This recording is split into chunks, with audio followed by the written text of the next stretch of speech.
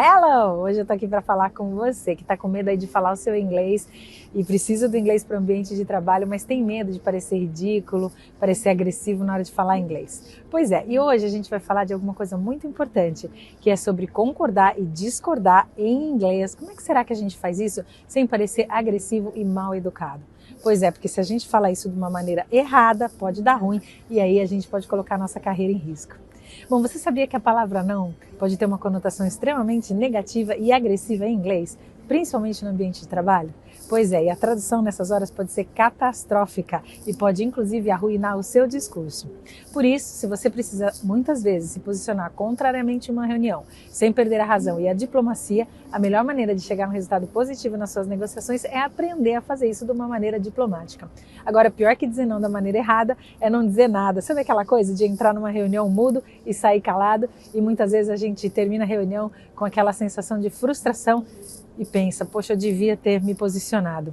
Pois é, participar de uma reunião onde a gente fica com medo de concordar ou discordar, porque a gente fica com medo de ser mal interpretado, não é legal. Então, se você está passando por isso, por causa do seu inglês, você precisa mudar isso urgente. E nesse vídeo que eu estou trazendo hoje, eu vou mostrar para você como é que você pode fazer para concordar e discordar em inglês nas suas reuniões e negociações corporativas. Eu sou a Cris Leonel, sou mentora de carreiras e há mais de 15 anos eu ajudo profissionais que, como você, precisam transformar a história do inglês na sua vida. Eu ensino inglês utilizando técnicas tradicionais de ensino de inglês, aliando tudo isso à programação neurolinguística, hipnose, coaching e a psicologia positiva, para que você consiga alavancar sua carreira e ter o emprego dos seus sonhos. Se depois do vídeo você quiser saber mais, é só clicar no link da descrição ou então acessar o nosso site ocudos.com. Lembrando que esse vídeo faz parte de um dos cursos da Ocudos Academy, a sua academia de inglês corporativo. Então bora lá pro vídeo, vamos aprender como é que a gente faz para discordar e concordar em inglês sem perder a elegância, sem perder a diplomacia.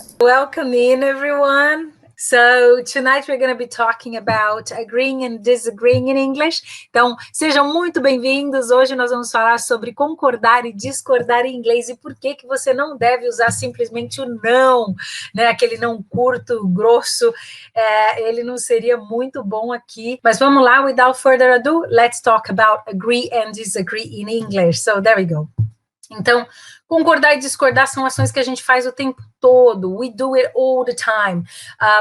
Either in our professional lives, in our personal lives, we are always saying yes or no for things, yeah? Ok, então a gente está sempre falando sim ou não para as coisas e é importante a gente entender como é que é o jeito certo de concordar e discordar em inglês. Eu vou ensinar várias maneiras, porque no inglês a profundidade da fala, ela é dada muito pelas palavras que você escolhe, so the words that you choose in your communication. So it's very important for us to use the words that are less aggressive, because otherwise they might see us as aggressive. Até eu lembro que eu falei para vocês, para quem estava, acho que há 2 ou 3 semanas atrás, falei que existe uma percepção de que os brasileiros são agressivos, que muitas vezes os brasileiros eles são mal educados, né? Então, para que a gente não incorra nesse erro, a gente tem que tomar cuidado em como a gente se refere a outra pessoa. E às vezes nós estamos com a melhor das intenções, mas por serem culturas diferentes, é importante a gente entender como é que a gente come across, né? How we come across. Então, como é que a gente aparece para os nativos ou até para quem fala outros idiomas. E muitas vezes a gente tem dificuldade de conversar com eles, né? Porque pode ter um subentendimento aí diferente daquilo que a gente queria. Então, vamos lá.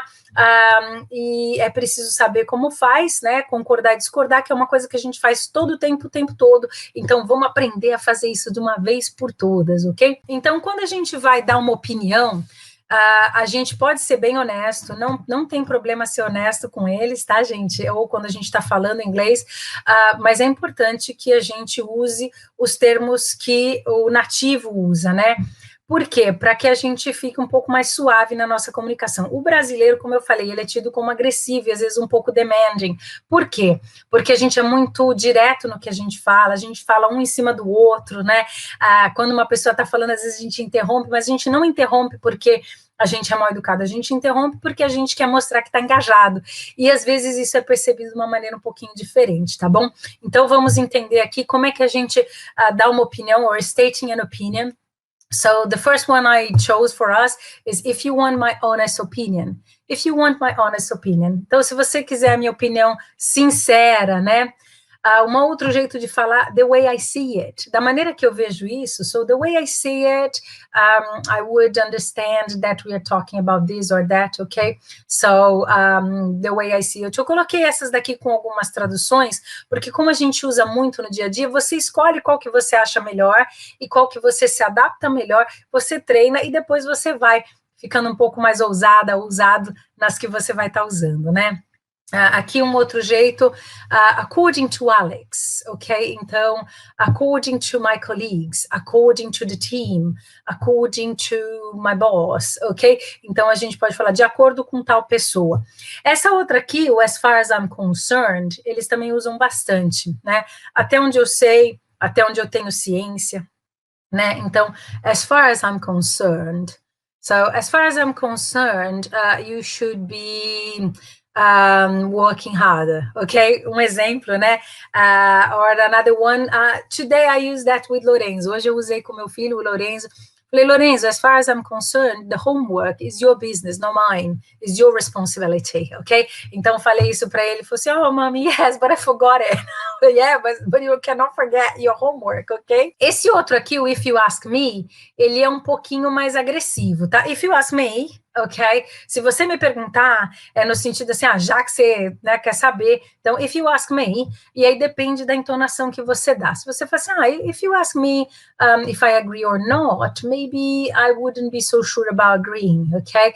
Então, eles tendem a dar volta para dizer um não direto, né? Porque eles não usam um não direto. É muito pouco comum, a não ser que a pessoa queira realmente bater de frente com você ou querer provocar uma certa discussão. No ambiente profissional, falar muito diretamente não é legal, então a gente vai aprender, vou ensinar hoje como que você vai usar o inglês no meio profissional para concordar e discordar, né? E aqui, in my opinion, esse in my opinion é o safe bet, lembra que eu falei? Sempre tem um que é aquele que é o mais seguro de falar, e o in my opinion é um que é o safe bet, né? Na minha opinião, ok? In my honest opinion, the way I see it, according to Alex, as far as I'm concerned, esse as far as I'm concerned é até um pouquinho formal demais, tá bom? If you ask me, I completely disagree with you, ok? This is very, very direct and very sharp. Ok, como é que a gente expressa que está concordando com uma pessoa, né? E aqui, olha que interessante, esse é um pouco mais formal. I'm afraid I have to agree with Lucy. Vamos dizer que eu tenho que concordar com a outra pessoa, né? E eu tenho que vamos supor que está lá num encontro de business, né? E você está mais a favor de uma das pessoas que está falando do que da outra, e pedem a sua opinião. So, what's your opinion about it? Ok? E aí, né? Como é que você é educado para falar, não, eu acho que a pessoa X está certa, né? Então, você pode dizer de uma maneira muito polida, né? Eu temo que eu tenha que concordar com a Lucy. I'm afraid I have to agree with Lucy, ok? Lembrando que esse afraid, a gente usa, né? Oh, I'm afraid of spiders, or something like that. Or I have a fear of spiders, né? Fear, afraid, dá na mesma. Mas aqui é no sentido do eu temo. I'm afraid I have to agree with Lucy, ok? I suppose so, I guess so. Acho que sim. I suppose so, I guess so. O guess é adivinhar, né? Mas aqui no caso, se eu traduzisse como eu adivinho que sim, fica esquisito, né? Então, nesse caso, você fala assim, Cris, mas pensar não é think, né? Então, lembra que eu falei para vocês aquela coisa da tradução, da interpretação? Nesse caso, a gente tem que interpretar a resposta, porque eu acho que sim, né? Ou eu penso que sim, o guess é adivinhar e tal. Então, a gente não pode traduzir dessa maneira, né? Então, a gente pode usar as duas. For example, oh, do you think the summertime is a good thing for England? Well, I suppose so. I think they save a bit of energy. Né, perguntando aí do summertime, que a gente aqui está em horário de verão, né? Então, what do you make of the summertime in the UK? Well, I suppose it's a good idea. Well, I guess they are saving energy. Ok? Something like that, using on those terms. Claro que tem uma variação aí, tá, gente? Eu estou tentando falar o que é mais comum de aparecer, Mas brinquem com as palavras, né? Então, por isso que eu estou falando, né? Veja as nuances de significado. Em inglês, a gente fala exatamente isso, nuances of meaning, nuances of meaning. Então, quais são as nuances de significado dentro daquele contexto, ok? Então, o guess, que é adivinhar. Imagina se eu chegar para vocês, o Lorenzo faz muito isso, né? Ele põe uma coisinha na mão e fala assim, Mom, guess what I have here? Ok, que adivinha o que eu tenho aqui, né? Mas nesse caso aqui, I guess so, eu penso que sim, não tem nada a ver com adivinhar, porque eu não vou falar, eu adivinho que sim, né? Eu penso que sim, eu imagino que sim, I think so, ok? E aí pode usar o think, I guess so, I hope so, que eu espero que sim também, né? Ok? I was just going to say that. I was just going to say that. Isso é naquela hora que, né, as pessoas estão conversando e você fala, eu ia falar exatamente isso, né? I was just going to say that, ok? Sabe onde você vê muito esse tipo de concordar e discordar? Não sei se vocês lembram daquele programa com o Simon Cowell, né? Que é o Britain Got Talent. Lá eles sempre estão um concordando com o outro, né? I was just going to say that, foi o que eu falei, né? Eu estava para dizer isso, era isso que eu ia dizer. Yes, there's no doubt about it. Gente, pronúncia do doubt, tá? A gente não fala doubt. Esse B é mudo, tá? Então, essa consoante, ela é muda, ok? Então, yes, there's no doubt about it, ok? Uma outra maneira de, aí, no caso de você ter falado alguma coisa não, sabe aquela não nem eu? É o neither. E tem gente que me fala assim, Cris, qual a diferença de neither e neither? Nenhuma, é a pronúncia, ok? Uma é americana, outra é britânica. E agora, vocês sabem que eu tenho inglês meio americano, meio britânico, né? Porque eu moro aqui já há muito tempo, porém, eu acabei estudando inglês americano quando eu estava no Brasil, e eu também atendo muita gente que tem mais uma pegada mais americana, né? Empresas que têm mais contato com empresas americanas também, enfim. E aí, se eu não me engano, o americano é o neither, porque aqui é neither, yes, neither do I, porque esses dias eu falei com a Pietra, eu falei assim, Pietra, do you know that answer? I don't know, and she said, well, neither do I, yes, então é o neither aqui, e o americano é o neither, ok? E aí uma outra maneira que é muito comum aqui, exactly. E aí esse exactly, ele é um trava-línguas, né, porque o brasileiro não consegue muito pronunciar essa palavra, então, quando a gente tiver alguma dificuldade de pronúncia, principalmente com as palavras cognatas, gente, quais são as palavras cognatas? São as que parecem no português, e aí elas são muito parecidas, a gente vai querer fazer uma pronúncia parecida e acaba se dando mal, né? Então, o exatamente é um caso, né? Exatamente, né? Então, aqui é o exactly. Por quê? Porque a tônica é no exact, ok? Exactly. Ok? Então, tomar cuidado quando a gente vai pronunciar as palavras que são parecidas com o português. Quando a gente vai falar as cognatas, que a gente tá... Sabe quando tá rateando, que você fala a mesma coisa errada várias vezes? Começa de trás para frente, porque aí a gente faz um outro caminho cerebral e ajuda o nosso cérebro a desconectar. Então, cuidado com essa pronúncia, ó, exactly. Agora, como é que a gente discorda? Então, ó, no, no, no, não é para usar o não, porque o não é muito grosseiro, ok? Porque no português a gente fala assim, não, não quero, né? A gente até fala, não, mas aqui não, é grosseiro. Então, o que a gente pode falar?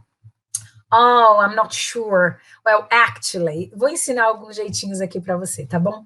Então, aqui o primeiro, né? Oh, I'm not so sure about that. Eu não tenho certeza disso, né? Mas percebe que eu comecei com I'm not e não é o no, né? I'm not sure about it. Depende da entonação que você dá também, mas sempre I'm not so sure about it. Eu uso muito bit, né? Esses dias um aluno, Cris, toda hora você fala bit, e é o B-I-T. Então, I'm a bit concerned about it. Né? Mesmo que eu esteja preocupada com alguma coisa, eu não vou falar I am super concerned about it, ok? Então, a gente usa esse bit que é para dar uma suavizada. E aí, você percebe que eles geralmente suavizam a linguagem, né? Então, I'm not so sure about that, I'm not so sure about it, ok? I'm not so sure about that, about it, tanto faz, né? O that, o it, aí fica a teu critério. I'm afraid I disagree. Lembra do temo de novo, né? Eu sinto muito, eu temo. I'm afraid I disagree with you. Né? E aí pedir desculpa antes de discordar, que coisa louca, né? Oh, nossa, eu sinto muito, mas eu não concordo com você. A gente no português usa isso também, isso não enfraquece a sua linguagem, fica um pouco mais educado, tá certo?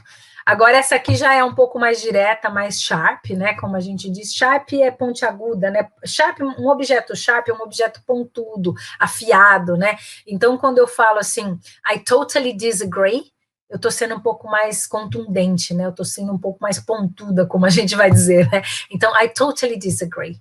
E é um pouco mais grosseiro também. Aí é porque você tá indo com o pé no pé da pessoa, né? Tipo, I totally disagree. E aí é um